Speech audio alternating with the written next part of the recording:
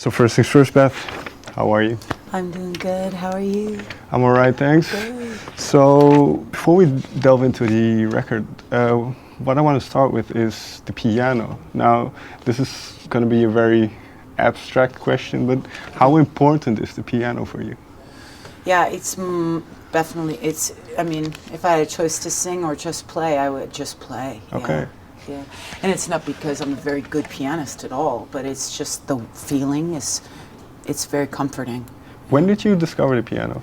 When I was 4, I started playing, and I was inspired by a beautiful song that was being played on a TV commercial every day, called Moonlight Sonata. I didn't know the name of it, I didn't know the composer, but I knew that it sounded like someone who knew what it's like to have everything and then lose it, and be searching for it again. And my family, we were always so close and so happy, and then right around 4 or 5 is when the problems started happening with my mom and dad separating.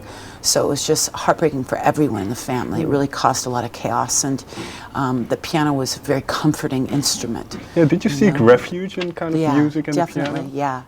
Yeah, and I think it's the reason why I loved playing cello so much. I mean, I love the instrument, but it was more than that. It was being in an orchestra, because you have like the father figure, the composer, or even the mother figure if it's a female composer, and you have the whole orchestra. So the conductor is the parent, and then the orchestra is the kids. And so I felt like I was in a family, you know, and so I think that's what I love the most about that. So especially early on, did you listen to were you very into classical music? Yeah, very, very into it right away from the beginning, and still am. Okay. Yeah, it's my favorite. Yeah. Okay, cool. Yeah. Because can I assume then that even after all these years, that piano is still the basis, that's where you go when you start to write songs? And Yeah, I sometimes write on bass and guitar. Okay. The bass and also the guitar I find forces me to write a simpler song and usually a little more rocking song. But the piano, because my vocabulary, I have one on the piano. I don't really on guitar or bass.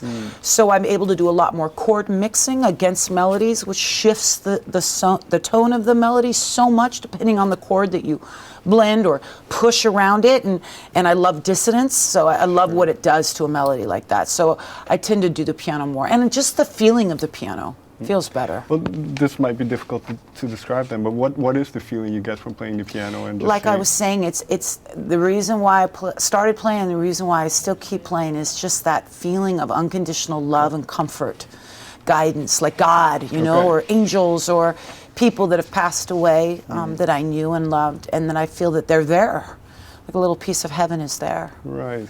And now, so on the new record, War in My Mind, there is quite a bit of piano on there, and then obviously in your previous records as well. But was there a focus on the piano this time around? No, I think that I just happened to be with a producer who really supported that. The majority of my writing is on piano anyway. I really work hard on the arrangements of a song when I'm finished. I really like to have, because an arrangement is such an imperative part of the way all the parts play anyway. And if the producer can beat that, or he thinks that it should go a different way, I'm also open to that.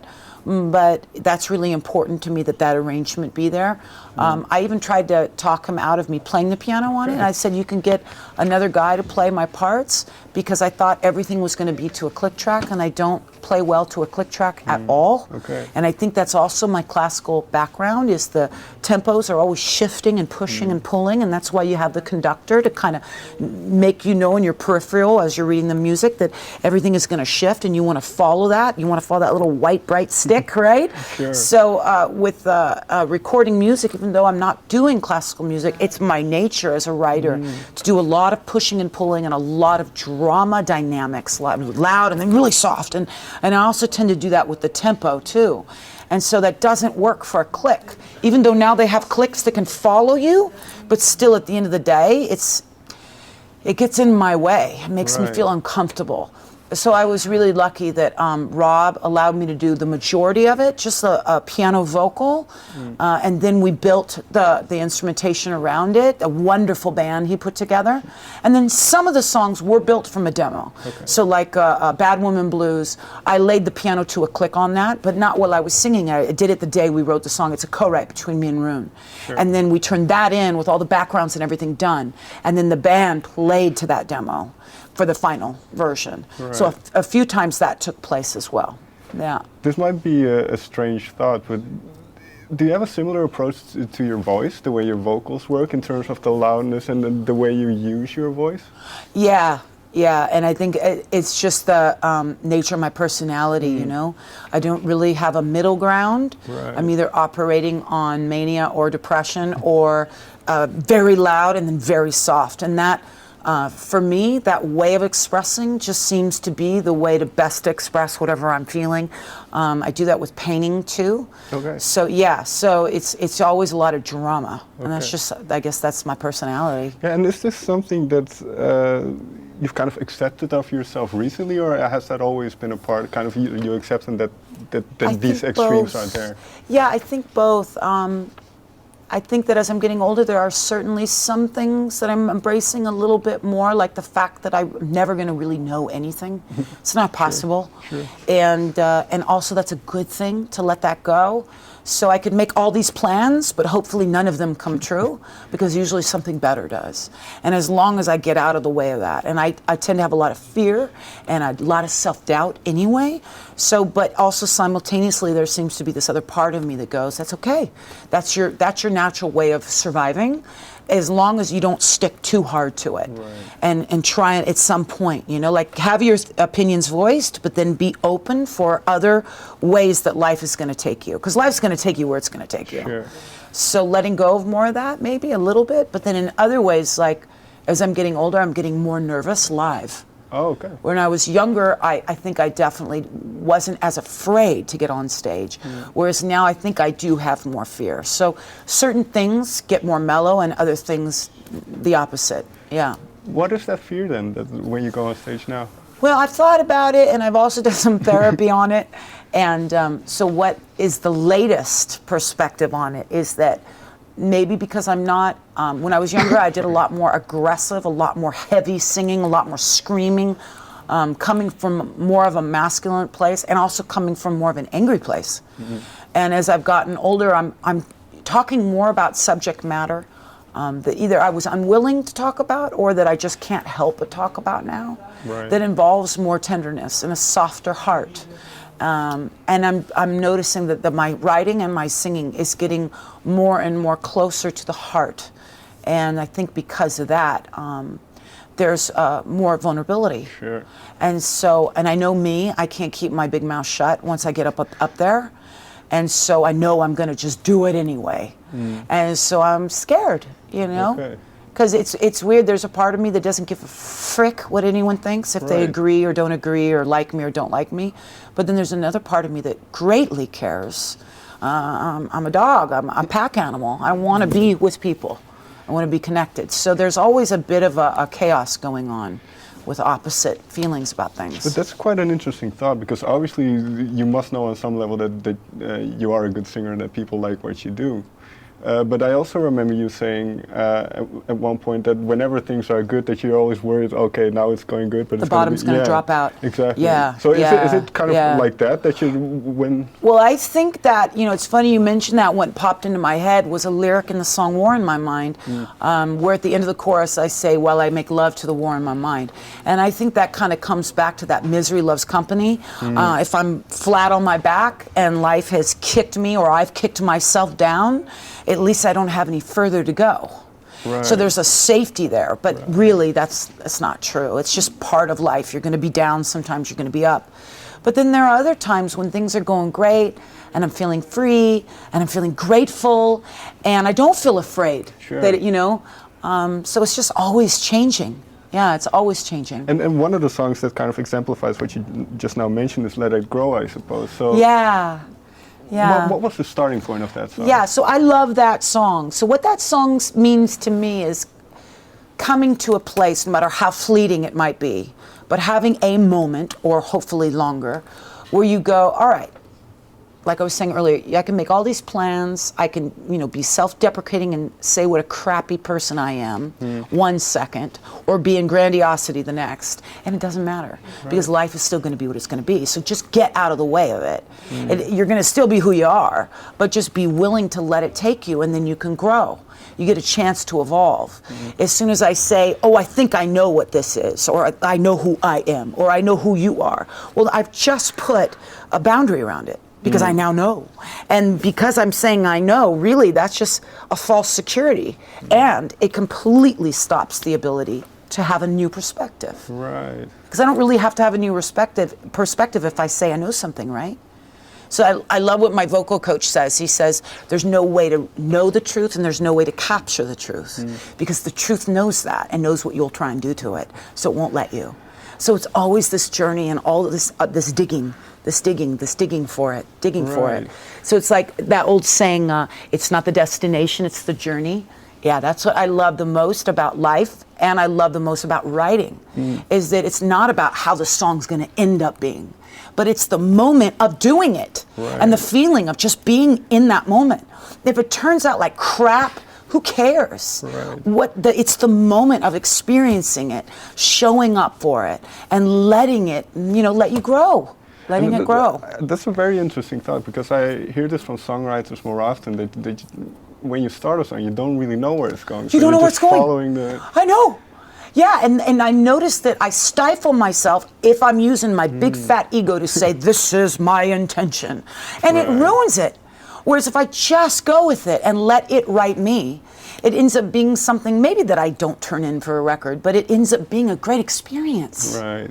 So do you have maybe one example of a song that didn't make the record then, but that you kind of had a good feeling about, or had a connection I with? always turn in a ton of songs to whenever I'm getting ready to make a record, because I'm always writing. Sure. And I like everything I turn in, otherwise I wouldn't turn it in. So I never say this is the kind of record I want to make, and these are the songs I want to. I don't do that. I find that stifles and gets in the way of the process. Kind of like with writing too. Right. If you're trying to make it, then yeah, you might make it the way you wanted it, but it doesn't mean it's going to be the best it could have been if you would have just let it grow itself, right? Right. So also that same thing with whenever I turn in stuff and I turn in songs, I just kind of let them choose what they like, because then I'm going to get the best out of those songs, because I'm letting this producer, I'm hiring someone to produce this record. And I'm saying, if you love this, you're going to make it the best it can be, right? Unless I see you going off the rails, right? And using your ego to show what a great producer you are with all your tricks. As long as it's about the song. That's all that matters. That's really all that matters. So with what you mentioned earlier in terms of a classical conductor, did he function as a conductor of sorts on this record then? I just think he functioned as a really talented producer who knows how to hear a song and the best way to capture it. And I think he's incredibly sensitive to that. I don't think he leads with his ego at all. I think he really leads with his heart and his feelings. And I think he's also a very compassionate person, and he's really interested. Because if you listen to all his records, none of them sound like the same freaking record over and over. It really sounds like the artist he's working with. And I think he's able to detect things in an artist that maybe they don't even see, that happens to be their strength or their closest to the truth. I think that what connects people to anything in life is something that resonates with them personally. And I think whenever we are trying to look good or trying to show off, we are never going to connect to the heart. Whereas if we just let it be what it is, if it's ugly, let it be. If it's dirty, let it be. If it's beautiful, let it be. But let it motherfucking be. And that's what I think that he does great. And I've had other producers that also do that. I've been lucky. I've worked with a lot of great producers. But with him, I just found him being very encouraging. So if there was anything that he thought maybe I wasn't doing or hiding from, instead of him pointing that out and the need to cut me down, because some people really believe that in order to make someone get better, they have to be mean mommy. And I don't agree with that. The tough love type. Right, tough love thing. I don't agree with that. I think that the best way to be with anyone is to encourage them. And if there's something they're doing funky, you don't necessarily have to point it out to them, because life will make sure it points it out and they will learn. You don't have to be the God in their life to point it out. I think sometimes when you just point out what you see in someone that's beautiful, it helps them to show more of that and to be inspired and, be like a child who wants to come out to play. But if you're abusive, that child says, "Frick you, motherfucker! I ain't playing." You know? Did he tell you what he saw in you, in a sense? No, but he did it in ways that were really sweet. Like, I remember the very first day of recording, I wasn't there with the band. It was just going to be me at the piano. And I go to sit behind the piano, and I was so nervous that I couldn't even remember the chords. And my voice, you know, was even extra wobbly because I have a really fast vibrato. And he didn't say, "I can tell you're nervous." What he did, and I didn't even realize it till later, was he just grabbed a guitar and went into one of the isolation booths so I could see him behind the glass, and he played the song with me, knowing that particular song I was doing with Sister Dear, there was never going to be any of that on there, right? But he did it just to make me feel safe. Right. So you see that, it's like there's no dictatorship. There's just kindness and patience and love and guidance, you know, in a soft way. That was nice. And this also, I can imagine, it's, like you say, it's very, it cultivates an atmosphere of encouragement. Yeah. But when did the album take shape? Was it already kind of, were the songs already shaped out? Oh, I had already, yeah. Okay. Oh, yeah. I had already turned everything in. Okay. And then he brought up a few things. Like, he really brought up a Sugar Shack. He put this killer da-da-da-da-da-da, and it shifted the whole song so much that I ended up writing a whole chorus part, or another, whatever you want to call it, a hooky part of the song, a whole new part. And that happened in the studio the day that we were recording the song, and he just happened to record it. And it was everything was already running. So this whole new thing came out, and that was inspired by that. And then he turned in a really cool rhythm, this Spanishy rhythm, to me and Rune, who co-wrote this song together called the Spanish lullabies. Right. And it was going to be originally Guilty Lullabies. So he would do things like that. But I turned in a bunch of stuff to him, and he very quickly had in mind what he thought would work together the best, you know. And how I got the gig with him anyway was I happened to be playing at a dinner party of his, and he cooks a lot, and he cooks for large groups of people, and he doesn't even have anyone helping him. He does it all himself. Okay. And he had a piano there at the house, and so I got up and I just finished Sister Dear about 2 days earlier. So I played that, and I played Rub Me for Luck, and I played War in My Mind, and I think I played for like over an hour of just a ton of stuff that I had. And he came up to me after and he said, "I want to do Sister Dear." He goes, "I really love that." He goes, "I love it even more than Mama, This One's for You." Okay. And he goes, "So I'd love to do that." And then he said, for Rub Me for Luck, he goes, "I totally hear James Bond." But he did it so unassuming and so humbly. And it wasn't like this pretend, it was just really sincerity and sensitivity. And I think that, again, you know, that makes way for a great working relationship. Right. When you work with people that are just gentle. And a sincere connection to what you're doing, that he real respect and honor and wanting to bring the very best out of me, and he did it in a way that I didn't even know it was happening. It was so cool and natural. But that must have been a great experience then, this whole album process. It was. But you know, I've made some records with some producers. I wanted to wring their freaking necks during the recording, but then the record comes out great. Sure. You know, and then I've made some records where the experience was really good and it didn't come out great. Right. So you just never know what you're going to get. I guess it's all good learning. You know? But for instance, well, you mentioned Sister Dear, which is obviously a very close song to you. So is it kind of a sense of validation then that somebody like Rob can find something in that song and say, okay, this is the one that... You know, the validation comes when I'm in the midst of writing it. Okay. It really does. Okay. And I think it's pretty much always been that way. It's gotten more as I've gotten older. But I think one of the ways I've survived in this business this long is that I stopped allowing other people to validate my worth. Sure. And I stopped allowing people to validate the song's worth. So in other words, you're totally open to your opinion, but it doesn't make it concrete. You know, it's just your opinion. I'll give you an example. There are songs on this record that I turned in for the last 3 records I've done, and they were all passed by each and every producer. Okay. So a long time ago, I realized that just because someone doesn't like something doesn't make it crap. It just is crap to them. Right. But that very thing that's crap to them might be something that someone else goes, awesome. And that taught me a lot, not only about not judging my material based on others, but it's also been teaching me a little bit about not judging myself based on others.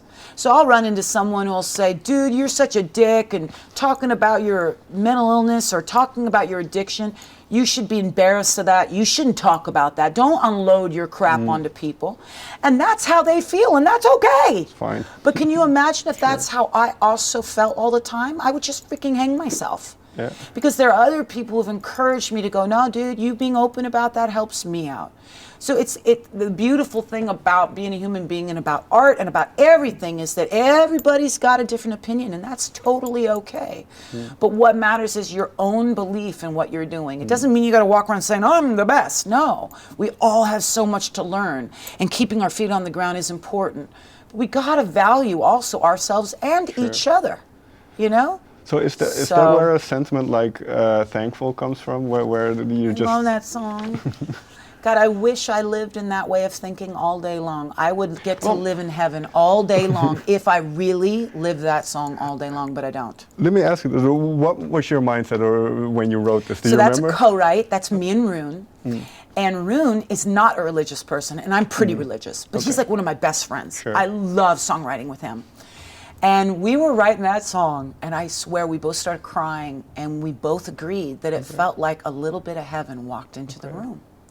And it was just one of those moments where we were reminded by the song that no matter what the frick you think about yourself or others or the world, no matter how dark it may seem, no matter how much news you want to watch that day, which is like all mayhem and chaos, that there is way more to be grateful for, that there's way more heaven here on earth. And if a song was 1,000,000 hours long, you couldn't have it long enough to list all the magnificent miracles and joy that there is about living here. And I forget that most of the time. So it's funny, in the few times that I've gotten to sing that song on this promo run, I find myself like this.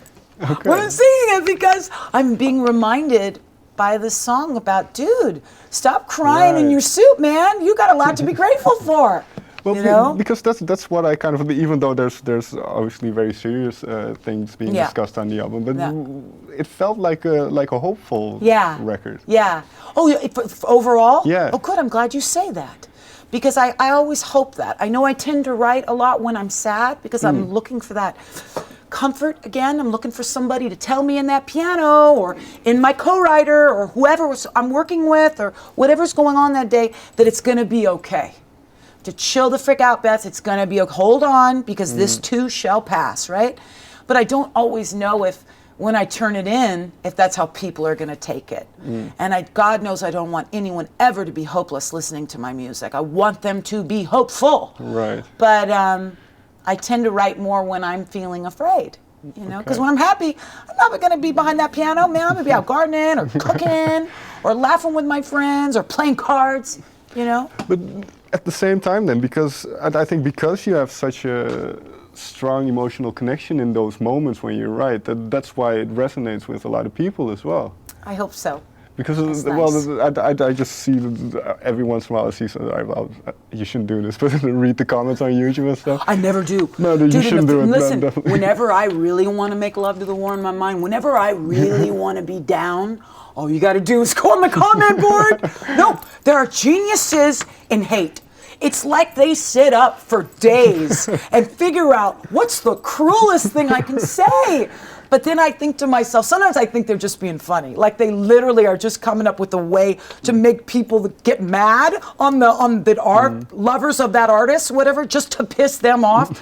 But then sometimes I get sad and I think, wow, are they really that unhappy?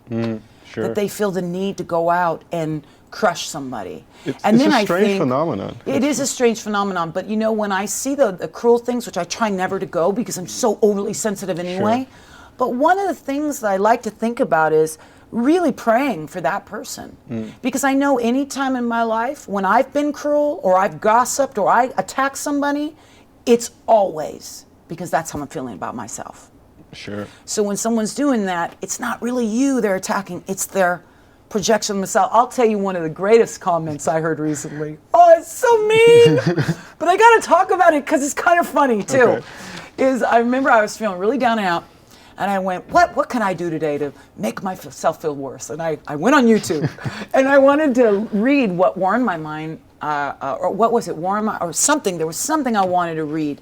So I'm scrolling down, and this one guy, I don't know if it was a guy or a girl, but he said, Beth is turning into a man. She is a 47-year-old woman who looks like a 60-year-old man. And I had to laugh. I wanted to call him up and say, hey man, that's a good one. That's a good one. You got me. But you need to have a good sense of humor about those things, because otherwise you'll go insane. Yeah, and also when people are cutting you away, it's never about you. It's always about their own feelings. Right. So if anything, you got to feel sad and say a little prayer for them that they feel better. No, but kind of what I wanted to say with that whole thing was that I do see a lot of comments that are very, very positive and they can resonate with what you do. So, okay. I imagine that's always been automatic, but that emotional connection you have to the music, in a sense, does that come from? I think that maybe as a kid, because when I first went to the piano, I really felt like the instrument was like God, or like a really big, giant, yummy angel that was just there to welcome me into its arms. Right. And I always felt that with that instrument, especially with the piano. And then I felt like it was like a doctor that I could like talk to about my stuff, but instead of him giving me the latest, whatever's the popular thing to do to deal with your stuff, like, you know what I mean? Sure. I just felt like it had some kind of a wisdom of saying, I don't really have the answers for you, but guess what? Whatever you're going through, it's natural, it's called being human, and it's okay. But so in that sense, does music in a way fulfill the same role as it always did for you? Oh God, yeah. Oh yeah. Yeah. It's the only reason why I keep going back to it. Yeah, and sometimes I tell Scott, I say, okay, you can't let me go into the piano room for a week. You have to keep me out of there, because I'm such an addict. So whatever it is I do, I'm going to overdo. Right. So I'll go down in the morning and I'll stay there till 3, 4 in the morning. Okay. And I'll spend 20 hours, and that's not healthy. You forget to eat and that kind of stuff. Yeah, and in the garden too. I have to make him help me to not go into the garden, because I'll go in there in the morning, and then when the sun goes down, I will have him set up lights like what you have here out in the yard. The freaking neighbors are looking out the window going, oh God, whack job's in the garden. She can't get out of there, and I'll go till my hands and my feet are just so sore. Everything's so sore, So it's just... Very last and very quick question then. What do you like about gardening? I love everything about gardening. But the thing I love the most about gardening, and it's the same thing I love the most about music, it's the doing of it. So it's not even the outcome. Sure, in the morning I like to get out and see yesterday's work, and with the song, once I'm finished with it, I love to play it every day for a while, and just, I like to hear the finished process. I like to look at whatever I'm doing in the garden, but it's the doing of it. I love the struggle and the work.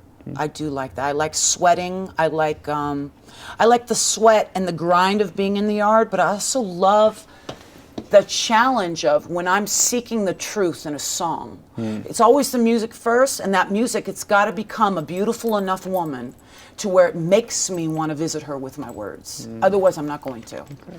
So I first get that to where I play, oh God, I can hang out with this chick. Because I know me, it's going to take me a long time to seek the truth and how to word it in a way that I feel is either honest enough, emotional enough, or something enough that this beautiful woman deserves, and vice versa. And I really look at it that way.